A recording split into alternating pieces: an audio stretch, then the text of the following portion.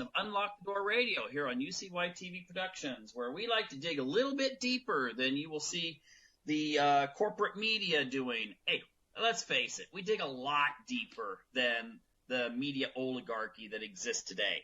Today, though, we have a special guest, Nikki, who represents an organization that's now gotten some attention ever since the Orlando tragedy that has just recently taken place, in which almost 50 people were killed and at least 50 people seriously injured. And that's an organization known as Pink Pistols. And I'm going to let Nikki just say basically what the organization's about and why we're starting to see more gun purchases, gun training, and so forth amongst the gay and lesbian community. Hello, Nikki. Hey, how you doing, Mike? Very good. Hey, why don't you just start off by telling us a little bit about your organization? Yeah, sure, no problem. The Pink Pistols is an organization that spontaneously came into existence off the internet in 2000. Somebody proposed the idea back around 2000. Gee, with all the gay bashing and stuff, and 32 states issuing concealed carry permits, why don't gays get guns? Well, after an online article, Doug Crick and Gwen Patton created a website, pinkpistols.org, and put that out onto the internet, and as well as some manuals of how to actually start chapters. We really kept everything very streamlined. Next thing we know, people read the thing, say, hey, yeah, that's a great idea. And people stepped up and formed their own organizations across the country, and we had like about 30, 40 chapters spring up, and that was literally the beginnings of the Pink Pistols. Now, from about 2000 or so, I guess they were trudging along, and my involvement happened around 2006. I happened to be reading the internet, and I saw this article, and I said, what? Oh, LBGT guns? So I read into it. I said, hey, that sounds like a great idea. I said, hey, was there any local chapters where I lived at the time, which was San Jose, California? Well, I looked, and there was a chapter, but it was inactive. So I made some calls, made some connections. I said, hey, I'll step up. I'll get this chapter running. So I did. And then from about 2006 on, I've been running and still run the San Jose chapter of the Pink Pistols. 2007, I contacted Gwen a little bit, say, hey, is anybody involved for a group speaking nationally and stuff like that, traveling the cities and stuff? And she said no one had stepped up. And I said, well, if nobody else will step up, I will step up. Well, needless to say, I've been stepping up since. But that's okay. I have a passion for that. Our message is simple. We do predominantly, most of our groups are social shoots at this time. We do training and education. We do familiarization. We get together. My group is now getting together at least twice a month. A lot of groups are doing at least once a month or more. And we basically, for the most part, we have a good time. We socialize. We're open to everybody that supports the message. Armed gays don't get bashed. We don't keep lists and stuff. We don't turn people away. We help everybody because what we have found is that we do get people coming in who are not gay, but we find that while we're promoting gay rights in the gun community, in the mainstream, we're showing people that we're not these, we're not a them type group and stuff. So we've had good progress on both sides. So that's something I'm very proud of.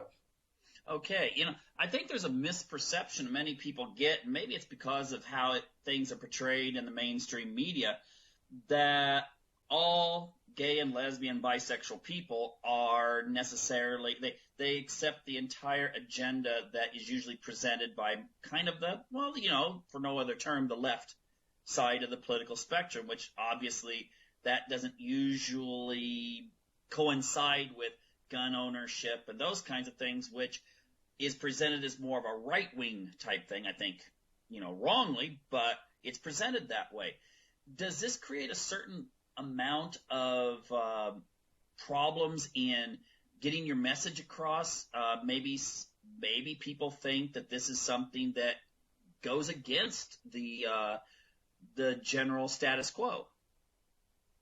Well, our existence goes against a lot of the status quo, but the little children on the edges of both sides of the political spectrum aren't happy with us, but everybody else is. Now, we've actually, we get along very well with firearms organizations, and we got kind of a lukewarm relation, let's say, with gay organizations. But gay organizations, the problem with the gay organizations, a lot of the leadership of the gay organizations, a lot of gays themselves are tied in with progressive politics. And that happened in the early 70s. The problem with progressive politics is that the progressives promote big government. They want people to be dependent on government. They want redistribution. They want everybody to be economically equal. The idea of individual rights, individual initiative, the idea that the individual can stand up for themselves, especially against the power structure, and if the power structure is being run by progressives, I mean, there's probably a lot of deepness involved. A lot of also gays have a non-violence mindset, that violence is never justified. So, you know, if you have a non-violence mindset that violence is never justified, then you're going to look at guns as not as self-defense tools, or as I call tools of liberty. You're going to look at them as killing machines. You're going to look at them as weapons of war, or some other, you know, whatever the flavor is on stuff. So you know, you don't want, a lot of people who have that mindset don't even want the police to have guns. They would disarm the military. Up in San Francisco, they don't let the ROTC color guard practice with dummy rifles. I mean, it's a bizarre mindset. But yeah, it's when we start talking with people, you know, their argument is when faced with violence, the gays should respond with whistles to call for help. Well, that's great. You know, if someone's around to get help. Well, if you see someone standing and they're getting beaten by a couple of people and they're blowing their whistle, and it's a stranger, you gonna jump in? Most likely not. Okay, I mean, that's the truth.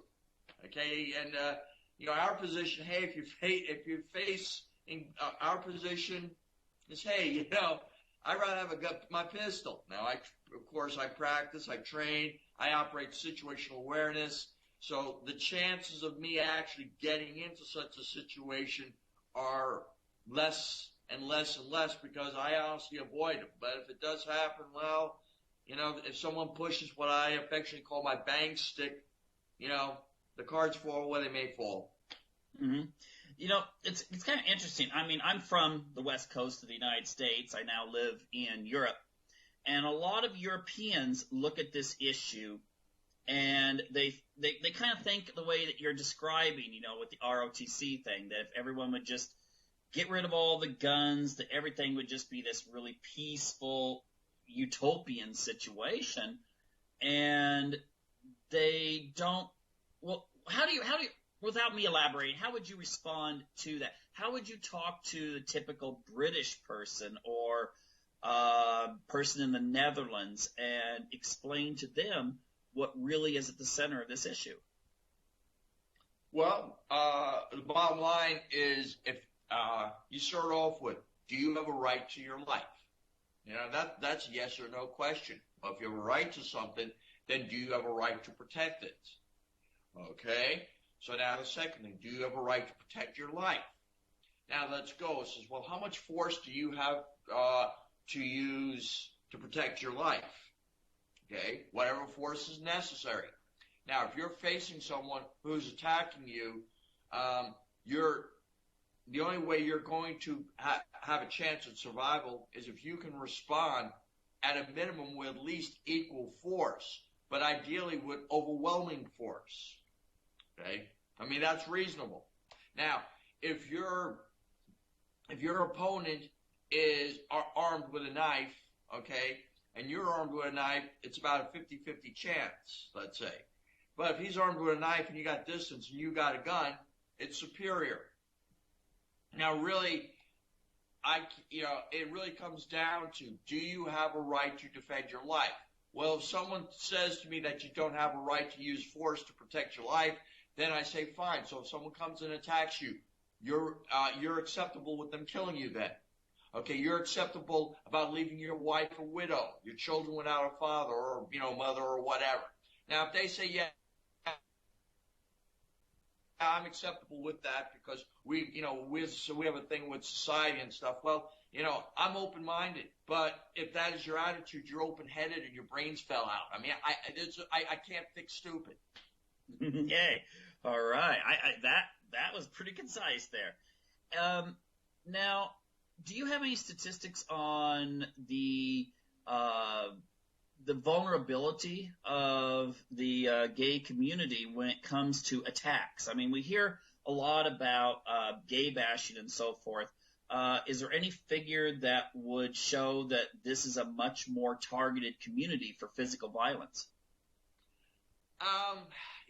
The FBI, my friend Dave is a factoid person. I'm not. I kind of go through. I don't want to believe my life playing books and stuff. But he said the latest FBI statistics show that all hate crimes in the country, and that includes racially motivated and other type things.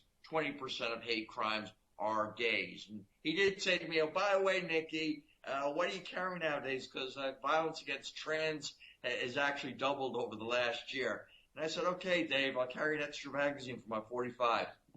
Mm-hmm. Okay. So, but okay, it's numbers wise.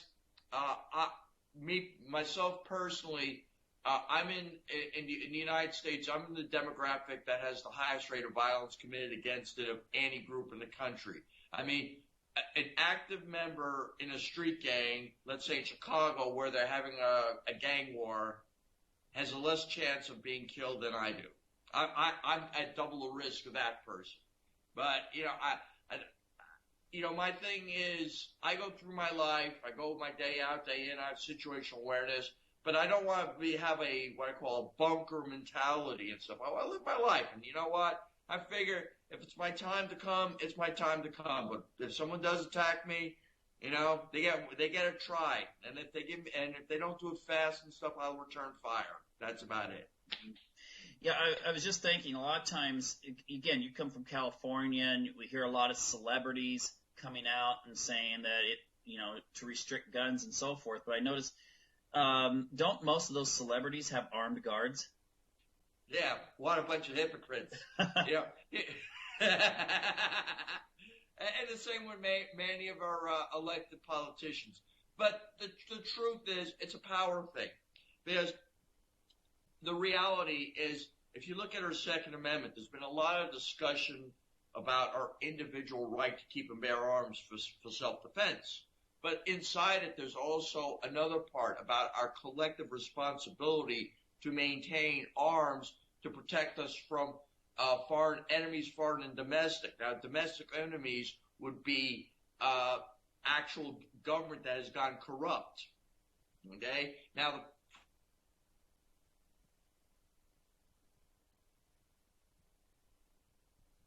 laws for them. Okay? So they have one standard for them, and there's one standard. They are some kind of nobility. Now, here's something that needs to be clarified about their, special people, elite and stuff. In the body of our Constitution, the establishment of titles of nobility, special classes of people, is specifically prohibited. Okay? Our Constitution says there will be no titles of nobility granted. And on the U.S. Supreme Court, it's quite ironic. On a carved in stone, it says equal under the law. So we're not supposed to have special people. In fact, I contend that the poor working mom who lives in areas of South L.A. or who lives in Oakland, California, areas that have got the highest crime rate in the country, has just as much right to carry firearms for self-defense as any celebrity. In fact, even more. And anybody who advocates, we really should limit the carrying arms to armed bodyguards of the rich and important people and stuff, is a racist at best. They definitely are elitist. either if they didn't read the U.S. Constitution, they're ignorant. If they did and they support that anyway, then they are a traitor to the very values this country was founded on. They're a disgrace. Okay, wow.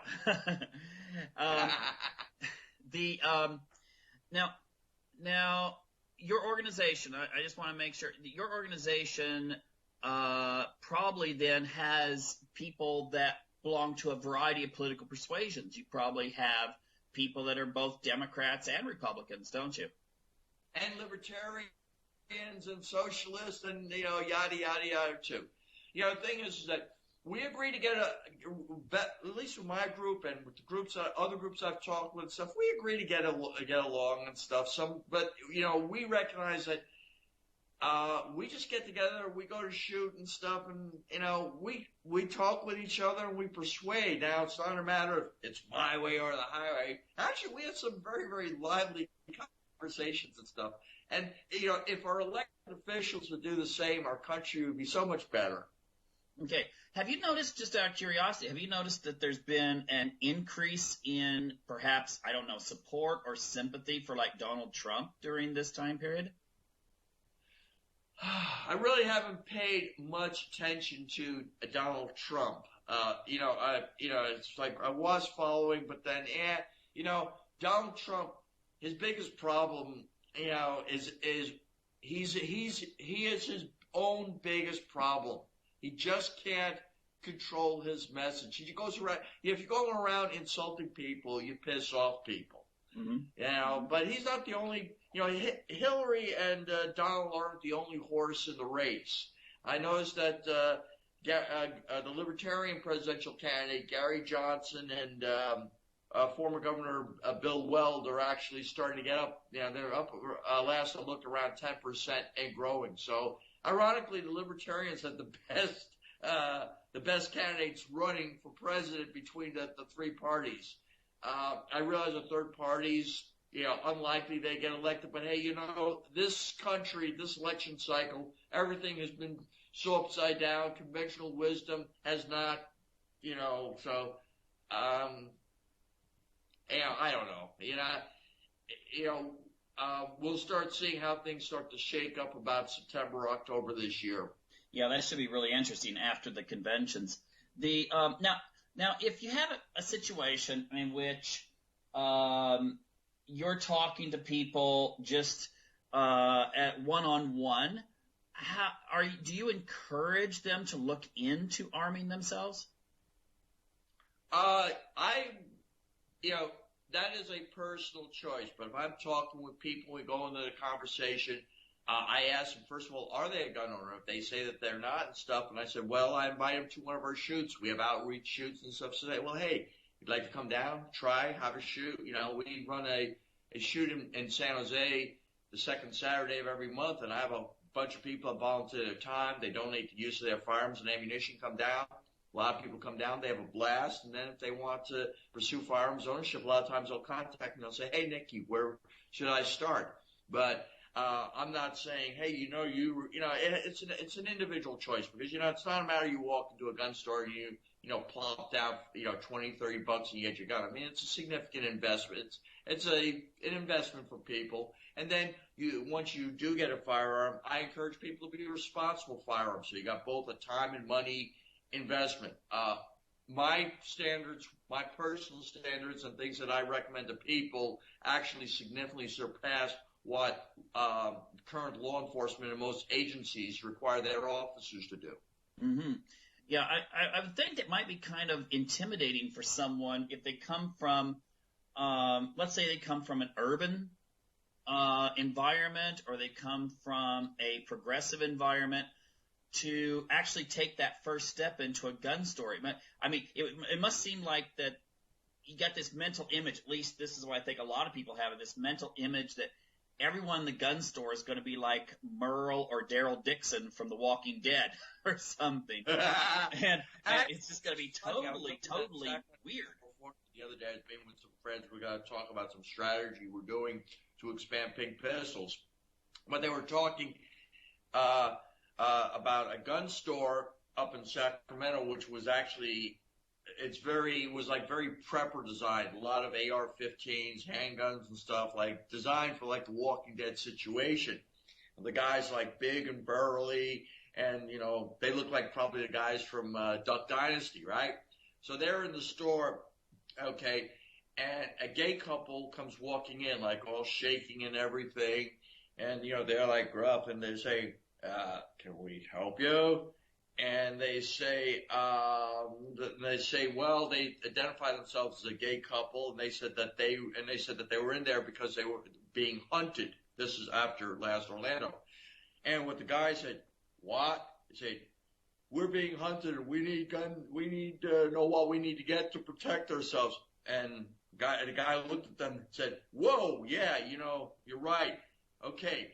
And then start going and say, here, you need this, you need this, you need this, and da-da-da-da-da. And then start going explaining and say, and then if this is the guys I recommend for training and stuff. And then the couple said, wow, thank you. And then the couple left, and then 4 more couples came in and said such and such refers to you. So this guy, the way it was described to me, it was so funny that we're actually looking at setting up video cameras and doing a reenactment and posting it on YouTube, because it was just fabulous. And it just meets a total stereotype of how, let's say, a gay couple would feel walking into like a paramilitary store, instead of guys, telling them about how they're, all the bad stuff and stuff. The guys, like, their eyes opening up. Oh my God, we have to help you. That's what happened. And so that's what we want to put out. Yeah, I think you should do the YouTube thing. I think that would be great as a way of showing that, if you go into a gun store, people aren't going to just be like, it's some scene from a Tarantino movie or something. Well, Tarantino takes ad libs on things, It's like, his movies are pretty gory and stuff, but then again, I appreciate artistic. One of my favorite Tarantino scenes actually was in the first Kill Bill movies, that restaurant scene with the crazy 88s where Uma Thurman, showed how effective one of those katana swords are. In fact, I bought it to katana. I just got to get sharpened and actually learn how to use it so I don't inadvertently lop off my own fingers or something. Yeah, that wouldn't be good for a trainer there to hurt yourself. Anyway, we only have a couple minutes left now. Now, for those who want to get involved in a chapter of Pink Pistols or learn more, what can they do to find out more? Well, right now, just go to Facebook and just put in Pink Pistols and look for the national organization, and just sign up on the Pink Pistols and go to Facebook and just say, hi, I'm John. I'm from such and such county, city, or whatever. I'm looking for chapters, because right now we're at a massive growth stage. Before the Pulse incident in Orlando, on our Facebook, we had about 1,775 people. It wasn't that active. Last night, I haven't even had a chance to check, but we were up to 6,800 people, and we've tripled in 3.5 times size in 1 week. And a lot of people who are coming in are actually gun owners. A lot of them are gun owners. We've got a lot of trainers that actually are posting on. So there's a lot of people that want to help, and I'm looking, trying to make time to actually create models that can be cookie cuttered, cloned, and replicated all over the country.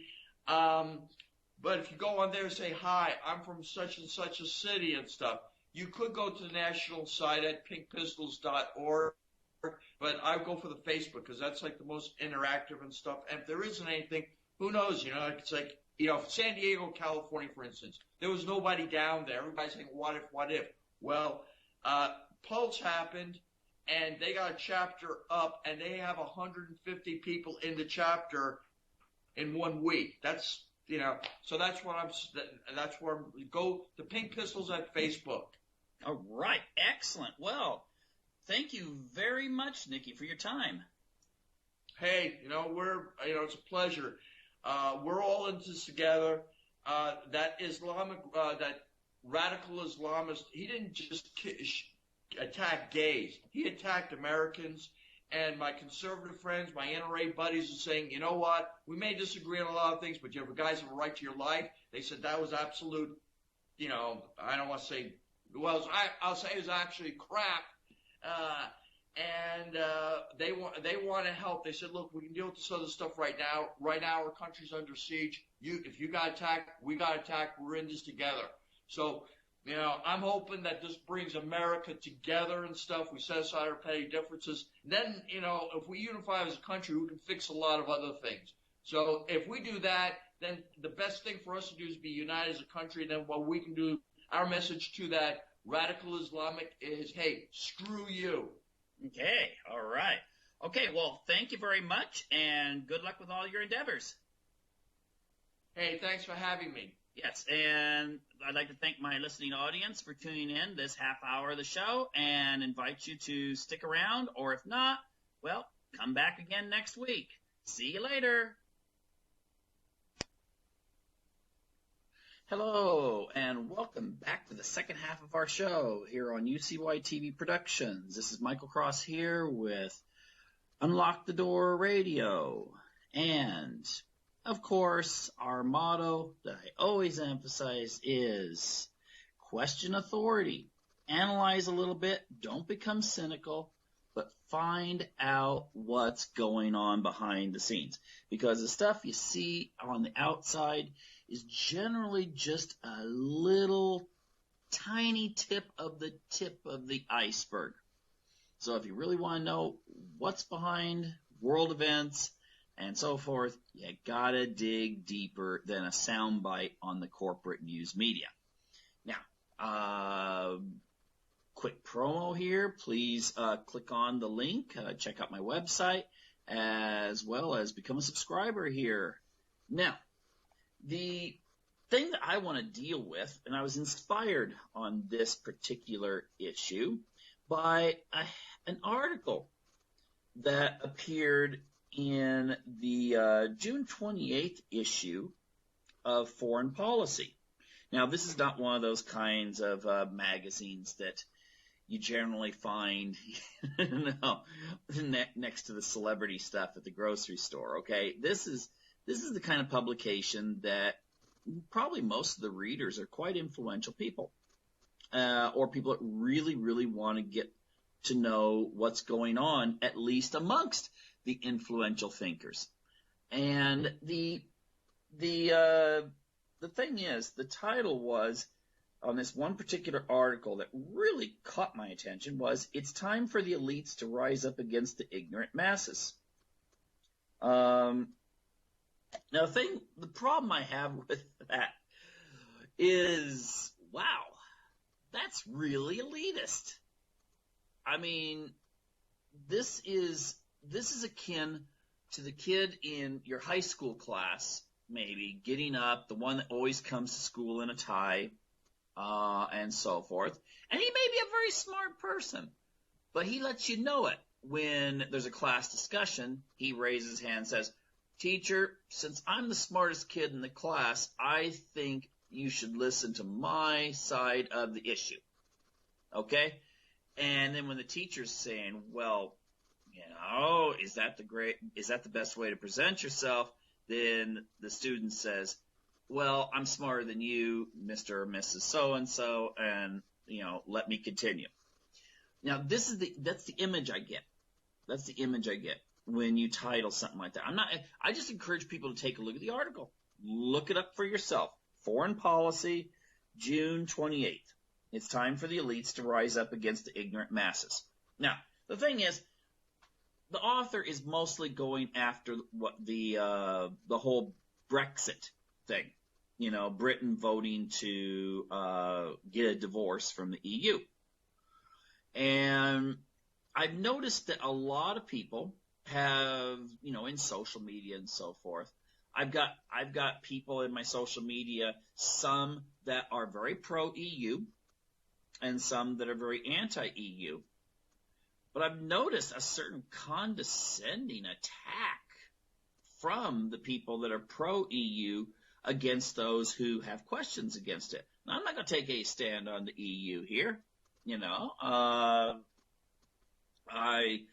I would actually encourage people, you're not going to hear this from me too much, but I'd encourage you to look up a recent article. Now, I can't remember the name, but it was in the Wall Street Journal. And again, about the same time, the week of, just before July, from Henry Kissinger, where he actually tries to explain the American relationship with the EU and saying that while there was people in Europe that had called for it after World War II, the United States was instrumental in such things as the Marshall Plan in making it happen. Americans usually don't even know anything about the European Union. They don't care about the European Union. But the reason why I'm bringing this up, not saying that everyone that listens to this is an American, is this shows a really deep divide between the elite, and I use that term basically to mean the highly influential people in society by virtue of their money, their resources, or to a certain degree, you have a class of intellectuals through their intellectual capital who have become favorites of that same basic elite. Now, you can't understand what's going on in society unless you understand the viewpoints from the elite, and therefore, really what I want to be saying in my show is we need to examine how the elite look upon the rest of the public. And so basically, this is not an attack, but more of an explanation, because there really is something to be said about what Jimmy Carter, former president of the United States, stated about the United States in general, saying that it was an oligarchy. Now, the term oligarchy is different than, for instance, a monopoly. Okay, a monopoly would be like if you've got, I'm going to use a royalty type thing, a historical kind of analogy. Let's pretend you've got a country in which you've got an absolute monarch. He controls the whole country. That would become a monopoly on power. And to a certain degree, if we look at history, the feudalism and so forth, that also usually meant a monopoly on resources. Okay? If he wanted your resources, he could just take it. An oligopoly is similar to like the Italian or German city-states and regions that existed maybe a couple hundred years ago, in which you've got a lot of power concentrated in different factions. Usually the powerful people shared certain attributes. They usually would have the same kinds of education, the same kinds of outlook. They may compete to a certain degree, but overall, the successful city-states were the ones in which they formed alliances and made agreements with each other. They wouldn't really compete against each other. They would say, okay, this is your area, this is my area. We will cooperate. Okay? But it doesn't mean you shared, it just meant you cooperated. So in American society today, for instance, if we look at the media, there are, it's arguably 5 or 6, oligopolies that exist in the United States. And you can look up the power concentrated in the media. If you look up the Frontline special, Merchants of Cool, you'd be on the PBS webpage, and then you look up the businesses that control the much, almost all of what you see, hear, and read when it comes to mass media, not just the network TV, news and stuff like that, but everything. Okay? The TV news, those corporations are portions of something much bigger. Now, the people that are in charge there are very similar to the people who might have been in the city-states. Again, they don't actually try to undercut each other that much. They carve out their piece of the pie, and they have the control there. So they're not always trying to battle it out, although there is a slight competition. If we look at the news media, for instance, or the entertainment division, kind of in America, that's sort of the same thing. The entertainment. Now, you may try to put on a hit TV program, okay, but the understanding is that you're all going to be just recycling all kinds of TV programs to catch people, to get them to watch your network so you can advertise to them. You're not going to undercut in the sense that you're not going to have one of these oligopolies go after the other one in a very concerted effort, even if maybe one's conservative and one's liberal. Okay? They have their piece of the pie. The problem is it's very hard for other voices to be heard. Okay? So it'd be akin to, again, another analogy. You have a road and you can walk that road, but you can't deviate. You can't take any shortcuts around it or anything like that, because the person that owns the road controls pretty much the traffic. Now, the Internet's made that a little bit more open, where you can question and so forth. You can put out your own news media stuff, but it's still very, very hard to compete against multi-billion dollar industries to reach a lot of people. And then, of course, there's the credibility thing. If I tell you something on the Internet here, I am automatically, since, this is just an independent media platform, automatically I do have less credibility than if you just turned on one of the TV news programs. Now, the thing is, most people never ask, where do the anchors who read the stuff from their teleprompters, where do they get their information? And then the stuff that gets fed into the teleprompters, how does that get filtered? And so forth. Most people don't ask those very basic questions. They're not trained to in American society. They are, if you even go to a church, you will hear people, up on the pulpit, and they'll be talking about, the morality of America. Look at what comes across the TV and blah, blah, blah.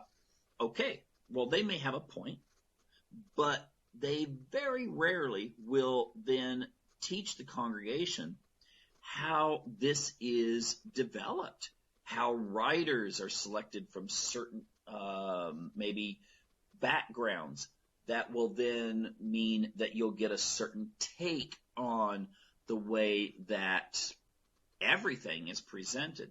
Usually it doesn't go that deep.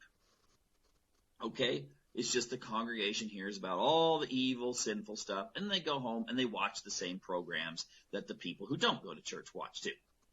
Okay? That's just the way it is. Society just gets pushed along, for better or for worse, and people start accepting what the norm is. Again, most of the people who complain about the road still use the road.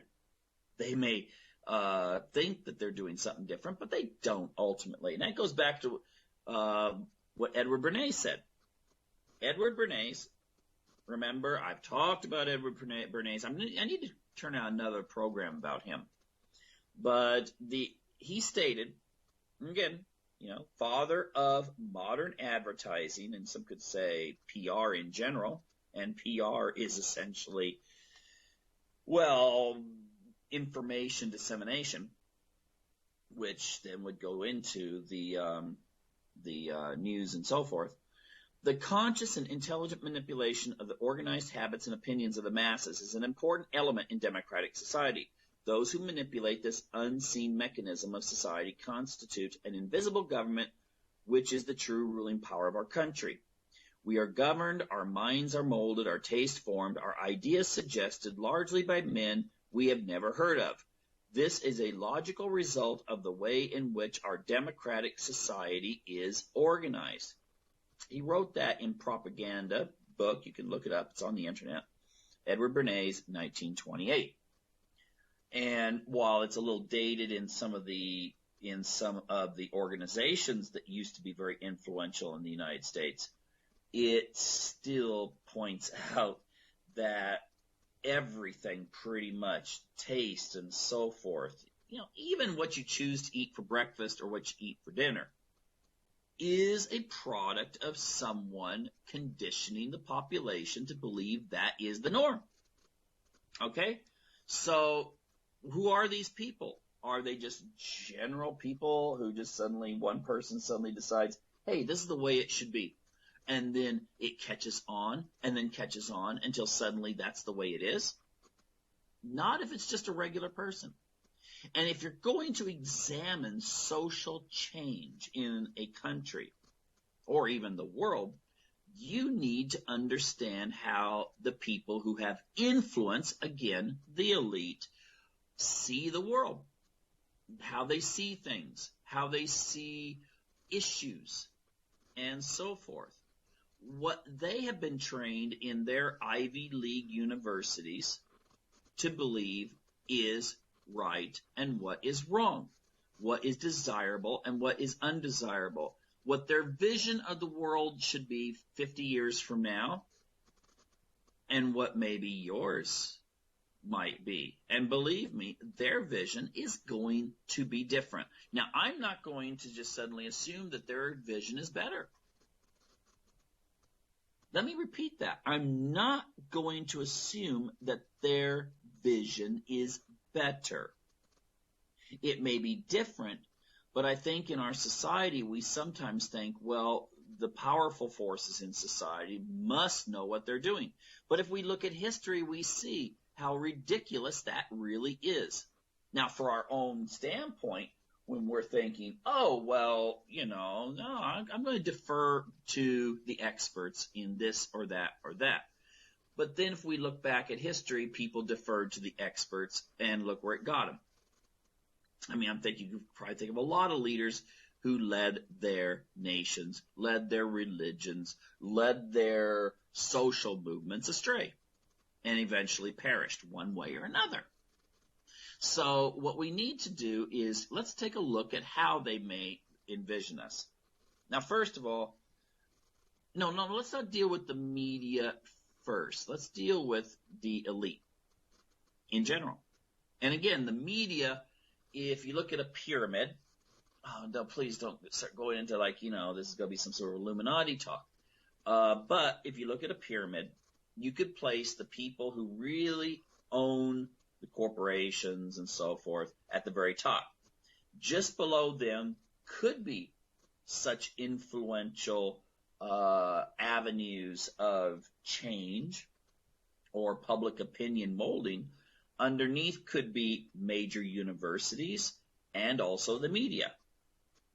Then underneath them could come such factors as smaller media, which often gets their information from the bigger media.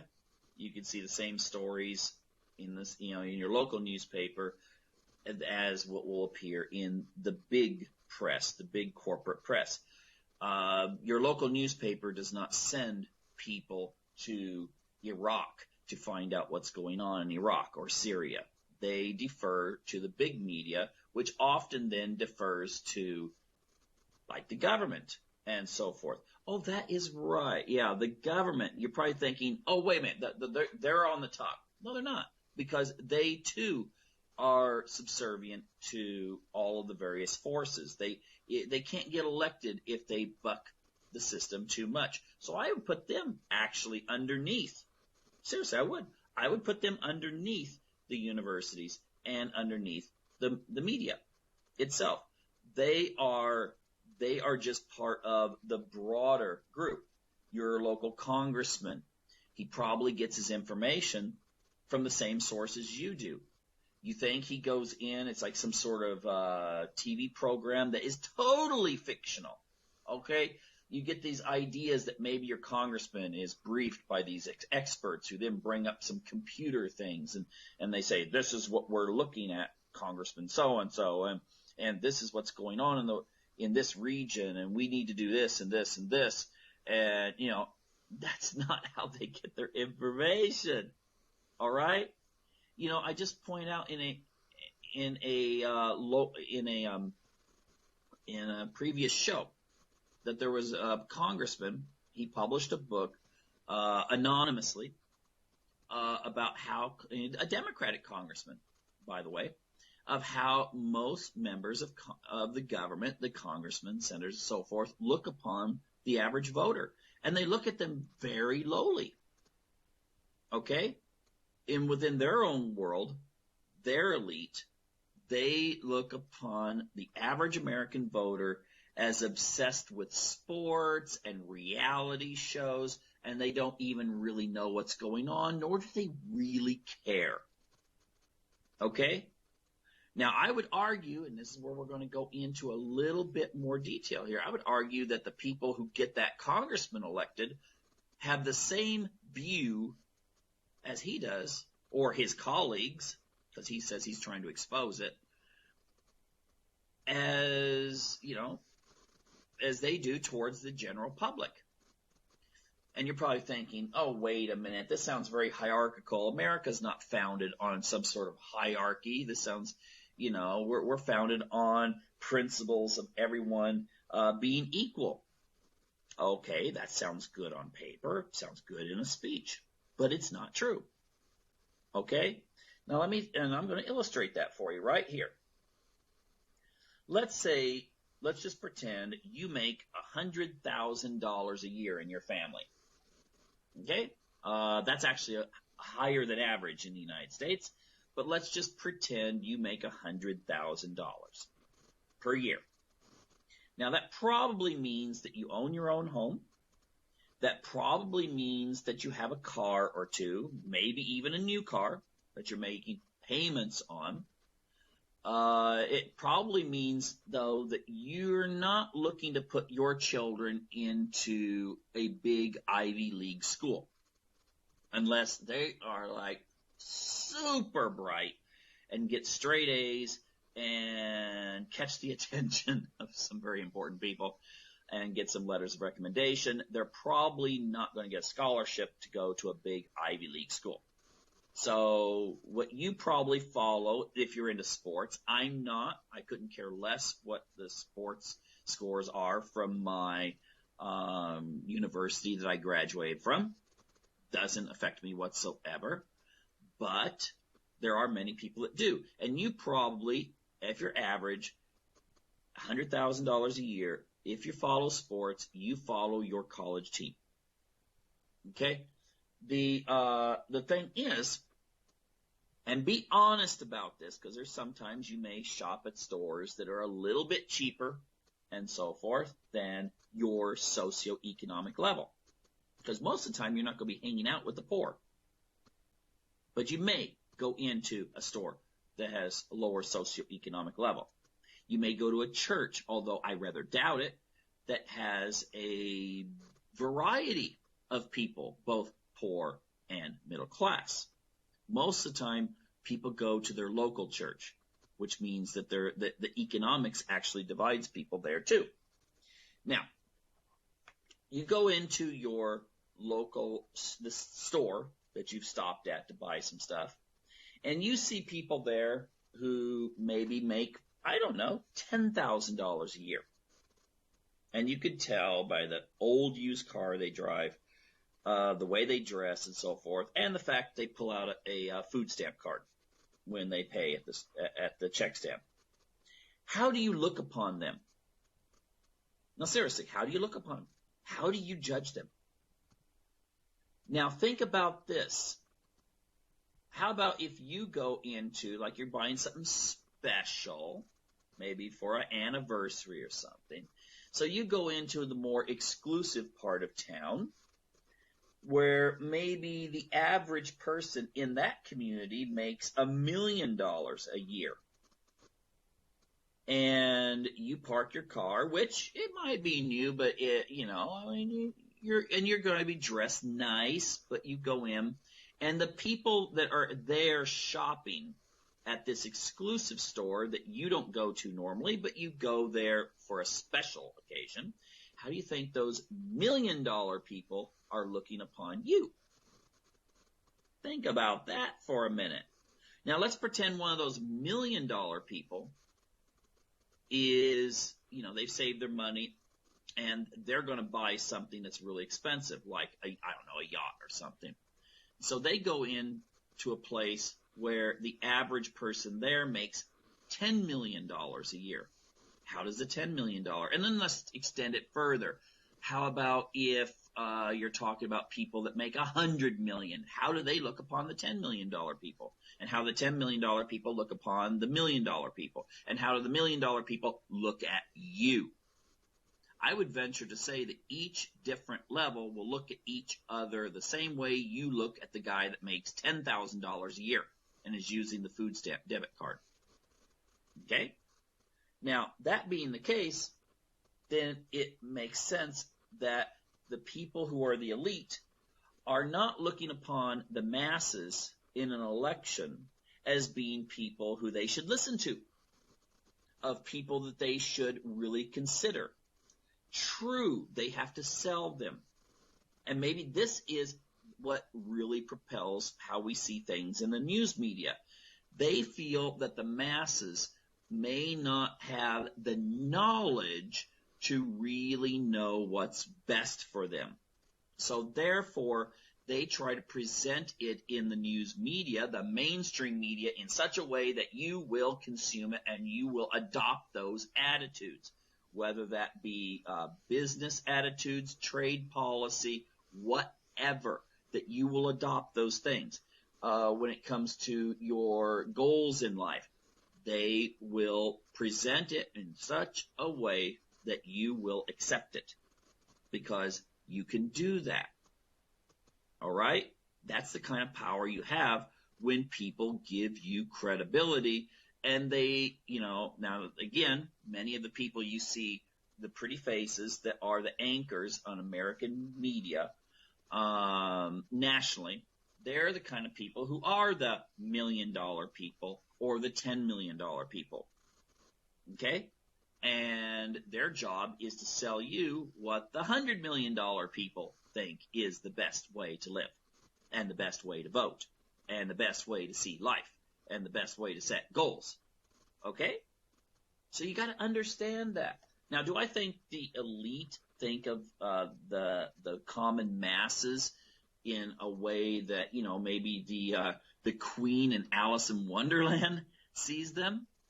I'm sure there are some. There may be others who have very kind hearts and are very generous. However, they're still going to see their role as one of being granted, whether it be by God or by circumstance, or if they're social Darwinists, by genetics, to be better able to direct the society. Now, sometimes that's going to create a division. Okay? It's going to create a major division. It's going to be a situation in which if you look at a trade policy, like let's say you're going to close down a steel plant in Ohio. Do they even have steel plants anymore? I don't know, but you're going to close down a steel plant. Now, they're going to say that this is good for the long run. This is better for the country. This is going to help make America more competitive. But the thing is, they're looking at it from their perspective. They're looking at it from the perspective of how will this benefit them?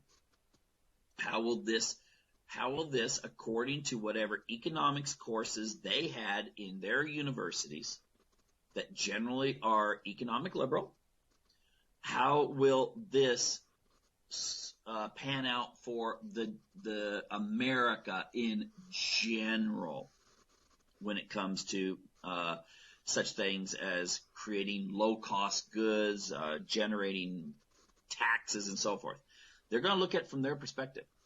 Now, maybe the 1,000 people that are working for that steel plant, they're thinking to themselves, well, now I don't have a job. But then you can sell this idea. You can come along. You see, I'm going to divide this in such a way that may be a little unfair, but I'm going to do it anyway. The Republicans might look at it like, hey, this is good. I mean, establishment Republicans are going to promote this like, hey, this is good for the country. This is good for the this is good from the society's perspective when it comes to businesses. On the other hand, the Democrats might sell this. Now remember, the Democrats and the Republicans, their leadership goes to the same country clubs, same universities and so forth as the Republicans. Okay? It's like George Carlin said, it's a big club. You're not a member of it, by the way.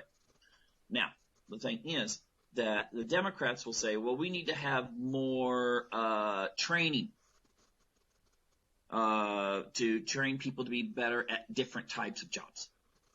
Now, what they don't tell you is those jobs will actually pay maybe on the average half or a quarter of what your steel plant job paid. That to have the same standard of living as your father who worked in that same steel plant, you would have to have your wife and yourself working full-time and maybe something on the side to make that same money. But they have their perspectives that they're looking at. The elite will feel that they are better serving the long term. The people on the bottom are looking at it like, wait a minute, if we don't have these plants, what happens if the country that you're moving to decides they're going to shut down or nationalize or take over those plants or something like that? Well, of course, the elite would say, well, your sons and daughters can join the military so we can go in there and make sure they don't do that. And of course, that's the way they might look at it. However, the thing is that you're going to have a totally different perspective. Now, they're going to sell you on ideas, too, that maybe now you can buy more stuff for cheaper, even though you have a job that doesn't pay as much. If all this stuff's produced in the developing world, you will be able to buy it cheaper. And then at the end, you've got to weigh that out. Is that good for you, or is it good for the elite? But they're going to look at things, and they're going to be reinforced. Their values are going to be reinforced just like your values are reinforced. Okay? Their ideas are going to be, from their perspective, your ideas from yours, but you don't exactly have a big platform by which to present your notions of what is the best course to take. They do.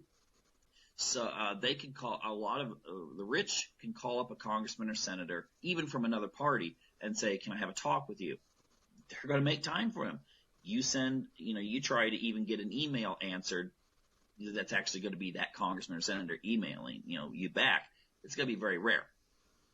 And so ultimately, we need to take a look at this in regards to a lot of the issues taking place today, especially those on a global perspective, whether it's trade, war, finance, whatever it may be, and understand that there's a schism that is taking place right now, and it's getting deeper. And it may be because, people are now starting to get information from alternative sources and so forth. And I think this schism is going to grow. Okay? I think you're going to get more candidates that are more like the Bernie Sanders or the Donald Trumps and so forth who buck the establishment. I think this is something that's going to stick with us. And in the next decade, it could become far greater in that difference.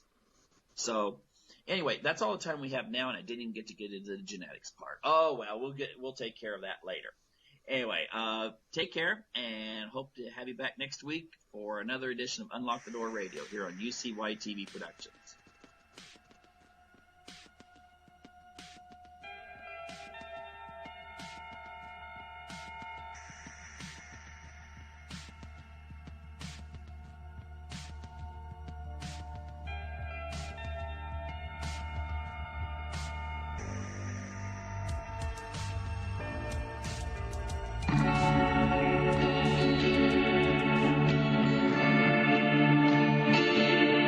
This is JJ Up Against the Wall. And you're listening to UCY.TV.